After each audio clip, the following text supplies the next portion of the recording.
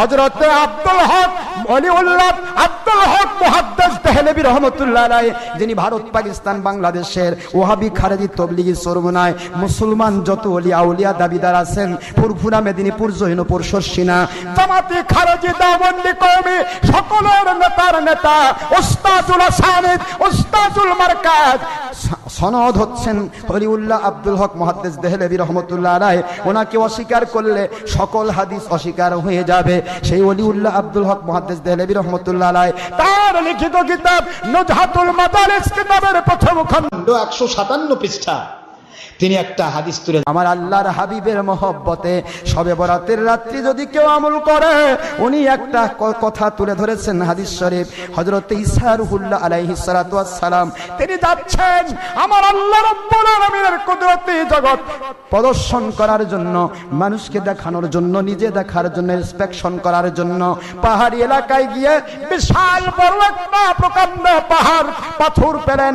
ওই পাথরে আমার আল্লাহ বললেন হাতের ওসি দিয়ে আঘাত করুন, মতান্তরে হাত দিয়ে স্পর্শ করুন। আল্লাহর হুকুমে তিনি ওই পাথরে আঘাত করলেন।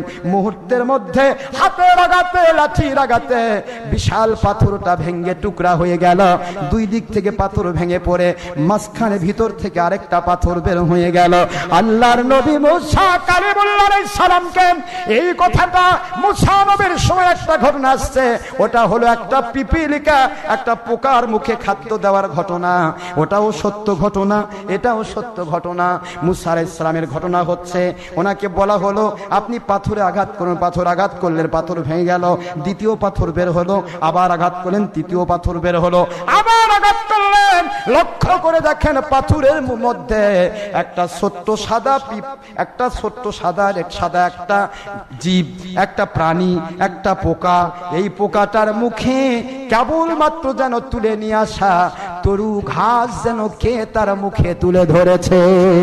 আল্লাহু আকবার জোরে বলুন। তিনটি পাথর ভেদ করে পোকাকে বেঁচে রাখেন কে? অক্সিজেন দিয়েছেন, পোকাকে খাদ্য দিচ্ছেন, তরুলতা দিচ্ছেন। আল্লাহর নবী ঈসা রুহুল্লাহ আলাইহিস সালাম বলেন আমি এবার পাথরে আঘাত করলাম, প্রকাণ্ড পাথর ভেঙে গিয়ে দ্বিতীয় পাথর বের হলো। আবার আদেশ করা হলো আঘাত করলাম, আবার তৃতীয় পাথর বের হয়ে গেল। এবার আঘাত করলাম, দ্বিতীয় পাথর ভেঙে যাওয়ার পর লক্ষ্য করে দেখি ওখানে একজন উজ্জ্বল নুরানি চেহারার মানুষ আল্লাহ নামের জিকির করতেছে। আল্লাহু আকবার বলুন। আমার বানানো কোনো কথা নেই এখানে। ওলিউল্লাহ আব্দুল হক মুহাদ্দিস দেহলভী রহমাতুল্লাহ এই হাদিস তুলে ধরেছে। সুবহানাল্লাহ পড়বেন না? অস্বীকার করবেন? ওলিউল্লাহ রহমাতুল্লাহ আলাইহি বলেন হযরত ঈসা আলাইহিস সালাম দেখলেন ওই জায়গাতে ওই মানুষটি সুন্দর চেহারায়, নূরানি উজ্জ্বল চেহারায় বসে বসে আল্লাহর জিকিরে মশগুল আছেন। তিনটি পাথর ভেদ করে অক্সিজেন দিল কে? শুধু এতটুকুই নয়, বেমৌসুমি জান্নাতি ফল, তার সামনে তরু তাজা ফল এখনো বিদ্যমান। আল্লাহর নবী সাল্লাল্লাহু আলাইহিস সালাতু ওয়াস সালাম বলেন ও আল্লাহর বান্দা, এই মুহূর্তে আপনার মতো এত উন্নত মানের আমলদার আল্লাহর জমিনে আর কেউ নাই। উনি বলতেছেন ঈসা রুহুল্লাহ আলাইহিস সালাম আপনি আমার নবী। সুবহানাল্লাহ বলেন না কেন? পাথরের মধ্যে নবী চিনলো কেমনে?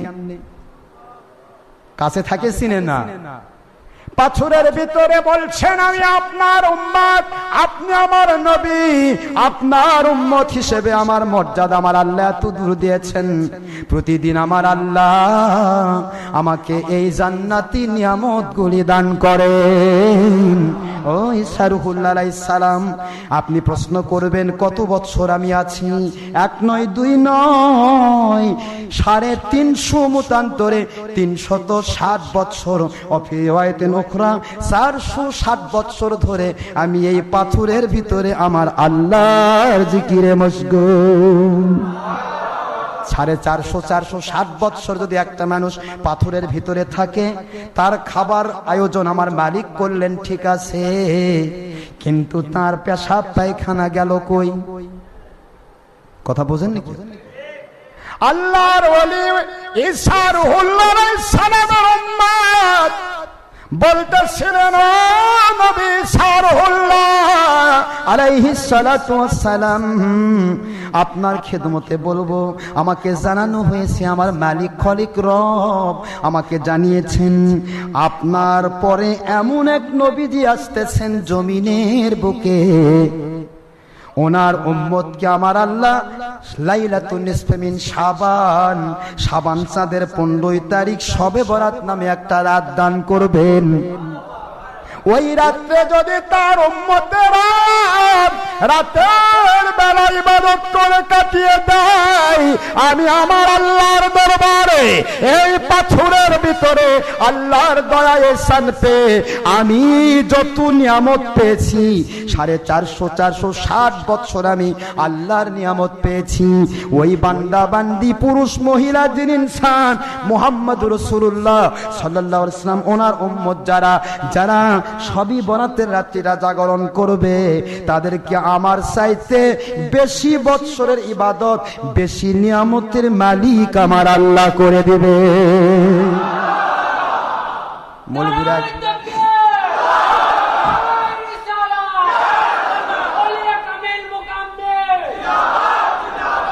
তাহলে আজকের মৌলবীরা শবে বরাত খুঁজে পাচ্ছে না, লাল চশমা দিয়ে সাদা দেখা যায়, দলের চশমা লাল, দলের চশমা কি লাল, সব রঙিন লাল দেখা যায়। আমার নবী প্রেমের চশমা সাদা, ঠিক না? ঠিক।